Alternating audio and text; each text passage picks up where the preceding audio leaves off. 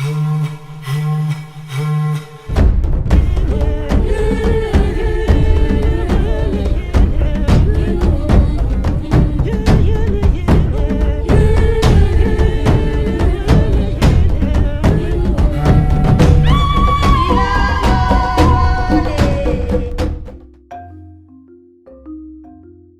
name is Jerotich Seii. I'm a Kenyan woman, somebody who believes in standing up and speaking out when things are not working well for the ordinary citizen. I do have a partner, married in that regard. I have actually a total of 6 children, 3 being mine biologically, but we have 6 children in total, and mine are 3 boys. I have an 18-year-old, a 17-year-old, and a 3-year-old.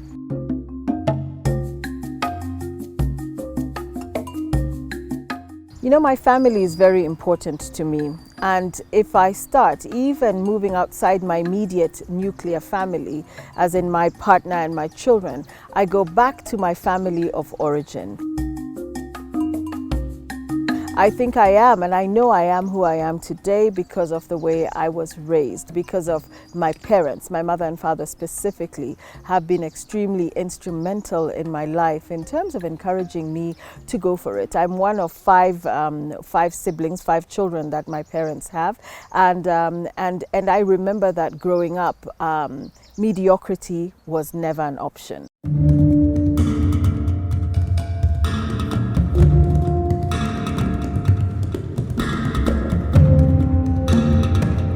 I rose in the ranks professionally and eventually found myself, when I left the UN system, as chief of mission or head of a country program. And then I moved back to Kenya, and that's where I now work for an international organization, and then eventually made the decision to go freelance and work for myself.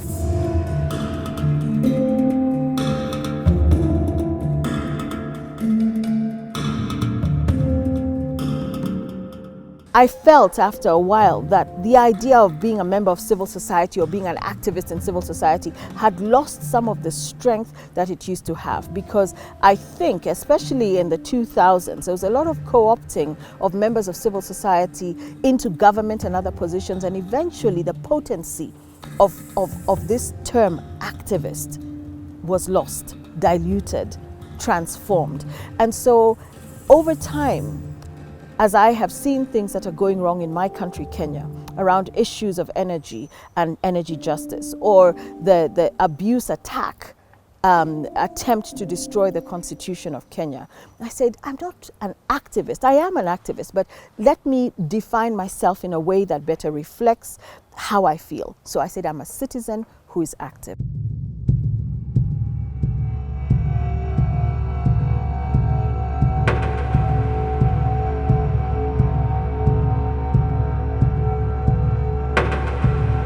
I believe that as Kenyans, we deserve more, we deserve better. And we have an excellent constitution, we have rule of law that exists. What we fail to do as the people of the Republic of this great country, Kenya, is to stand up and speak up consistently and continuously when things go wrong.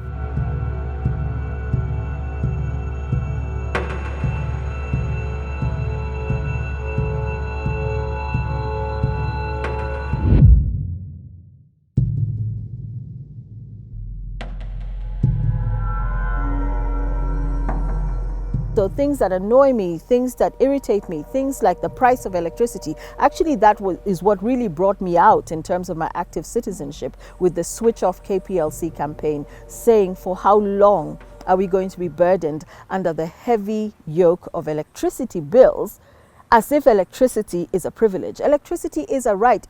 We need it for the development of this country, of our region. I can grumble to you, or grumble to my neighbor, or grumble to my partner, or shout at my children to switch off lights and so on and so forth, or I can shout in public. And very importantly, not just making noise, so to speak, on social media, but also going to the court of law, to seek redress and to seek justice there.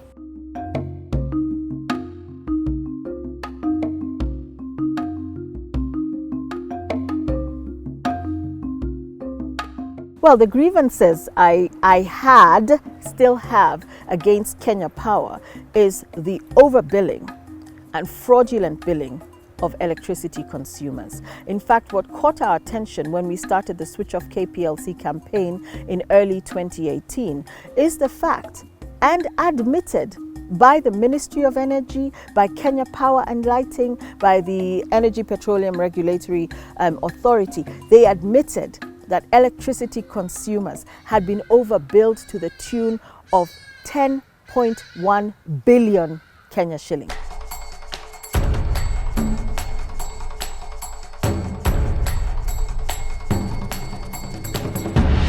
But 10.1 billion shillings is but the tip of the iceberg of the overbilling, extortion, mismanagement of the electricity consumer within the de facto or by the de facto energy distributor, which is Kenya Power and Lighting. So we said enough is enough. And we gathered as many electricity bills as we could, set up a Gmail account and said anybody who has an issue, anyone who is overbilled, whether you have a prepaid or a postpaid account, come out, speak to it, speak about it, tell us your stories, because we are going to court. And there was born Petition 6 of 2018. Almost 4 years on, we're still in court. We've moved from the High Court and we have now moved to the Court of Appeal. The government does not respect activists and active citizens because they see that we are speaking to things that they're actively involved in, whether it is theft, whether it is mismanagement or undermanagement. Now, that is the group that will not respect us. And the lack of respect is manifested through the ignoring of court orders, for example, through ignoring of our voices when we say we need to come to the table. When there are task forces, we are never called to those task forces. The public is never consulted. So it's not even about activists. It's, for me, a wider contempt.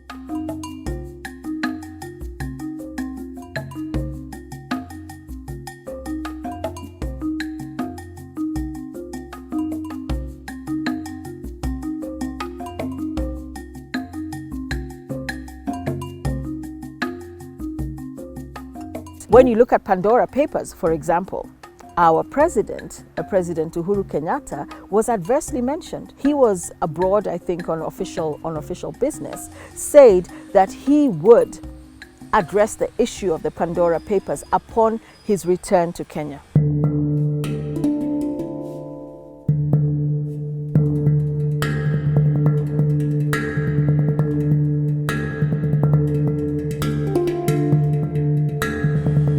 How long ago was that? Several weeks.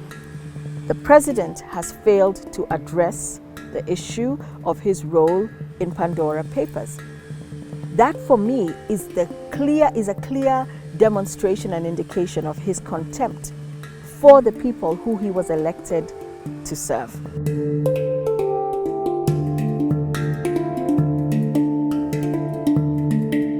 And if you have a head of state who disrespects the people who he has promised to serve, then of course his executive will disrespect the people. Of course the legislature will ignore us and say, well, whatever, election cycle will come again, they'll vote for us again. So I think because the fish has thoroughly rotted from the head, you will not have a situation where activist voices are fully, truly and clearly respected. So it goes back to leadership. It goes back to who have we elected, who do we have in power, who has committed to serve us, and what are we doing as citizens when those who commit to serve us stop serving us.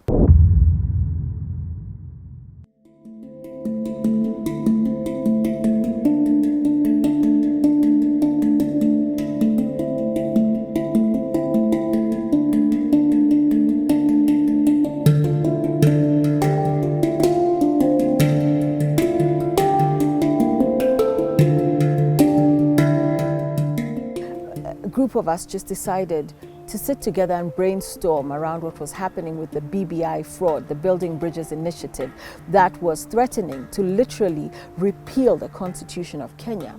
We said, why don't we come up with something that counters the narrative that our Constitution is bad and requires not just some small tweaks here and there, but an entire revisit, an entire repeal, so that we can come up with something new. So Linda Katiba was again a committed group of active citizens. Some are politicians, some are academics, some are activists, some are professionals in the NGO space, and so on and so forth. Very fortunately, we did win, as the wider collective of Linda Katiba, the court cases that the petitions that we lodged to find out more about this BBI fraud and whether it was really something that was legally acceptable within the framework of the Constitution.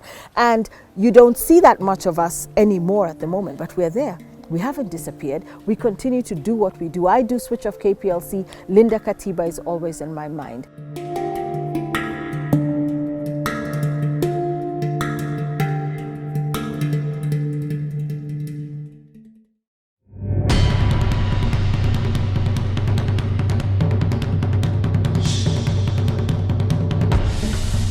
My father, the retired Major John Seii, was a member of the Building Bridges Initiative Task Force.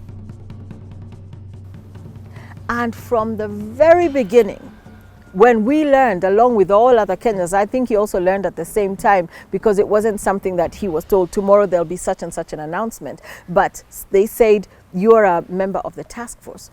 I disagreed with him.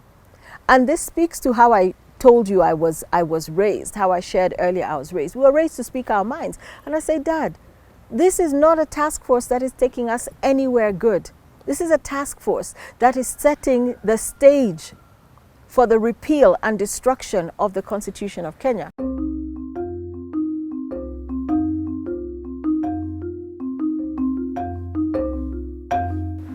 And respectfully, my father disagreed. And we come from the type of family that allows us to disagree without disrespecting each other, without fighting, without having family feuds. So we would have very robust debates on a regular basis. He says, oh, we've just come back from, and he'd mention the county, Marsabit or Turkana or Taita Taveta. We'd have conversations, because I called my father to see, how are you doing today? I said, this BBI business, no.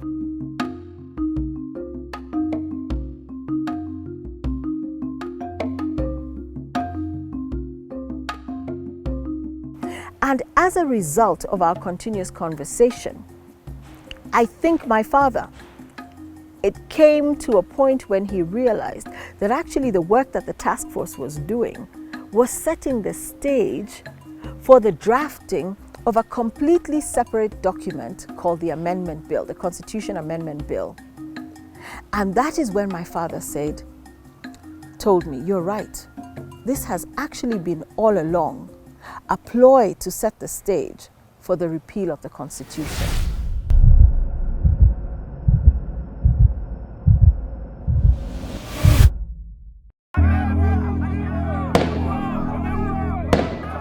We have people who lost their lives in the second liberation, people who spent the 80s in detention, who fought for multi-party democracy in Kenya, who fought to see the birth of this new constitution. And I'm glad that I'm a part of the movement that fought tooth and nail in public, social media, and also in the court of law to defend the Constitution of the Republic of Kenya.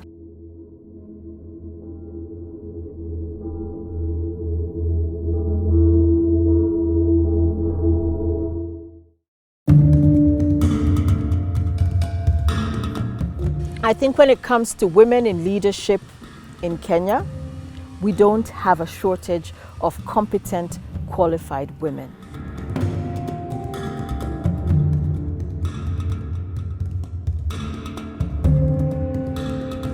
Whether it's somebody who wants to run at the MCA level or parliamentary level or senatorial level or as governor, we have many women.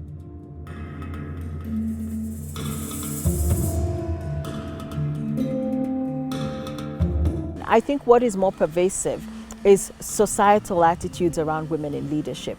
So when you see a woman in leadership doing something, and if you go down, if you're on social media and read the comments, the first or second or third person will be saying, you see what happens when you put women in positions of leadership, they can't lead, they're not. So it's more an attitude that should women really be leading? And if you're a woman who is leading, what type of woman does it make you? Maybe divorced, maybe a single mom, maybe unmarried, maybe without children. So trying to create a box that women get thrown into when they say they aspire to positions of leadership.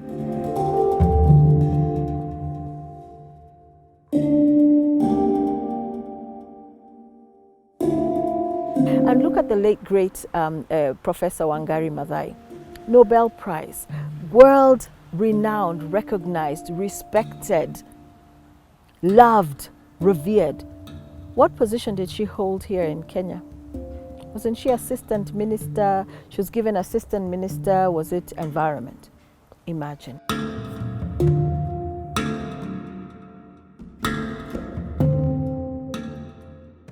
So sometimes, even as women in leadership, you may have achieved and accomplished so much globally, but you come back to your home and you're still put in a box.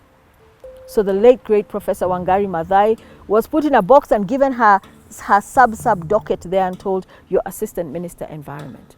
Imagine if she was minister environment. Imagine what couldn't we have seen happen in this country of Kenya.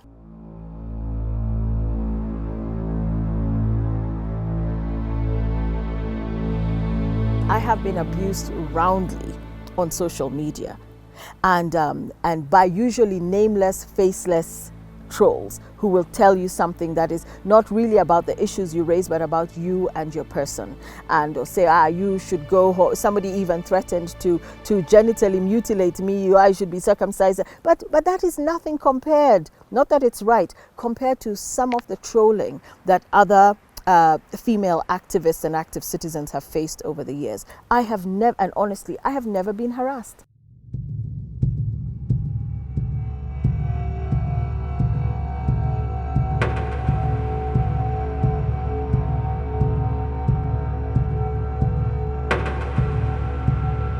Am I saying that risks are not there?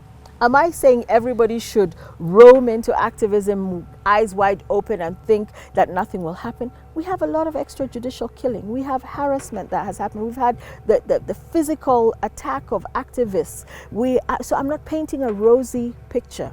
But in my particular instance so far, besides attacks via social media, I have stayed safe. And if I can stay safe, I hope that there are many others too who can stay safe.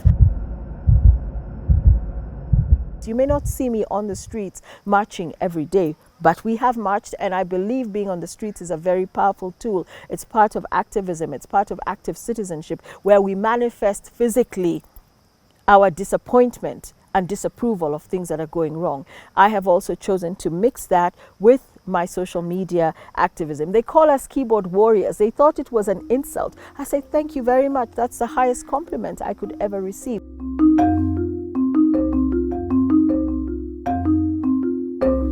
Do I worry about my family? Yes. Do I worry that if something happened to me, that I would leave my children without a mother? Yes. And that is something that anybody who puts themselves out there should worry about.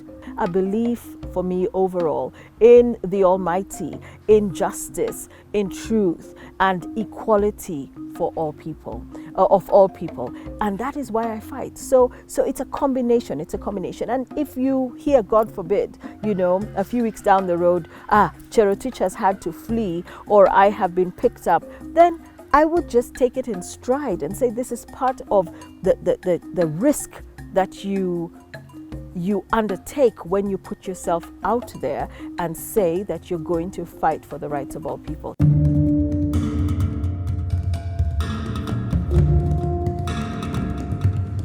I will continue to speak, and I will be ever more loud, because I was not raised to have a spirit of fear. I was raised to be bold, to be forthright, and to always speak the truth.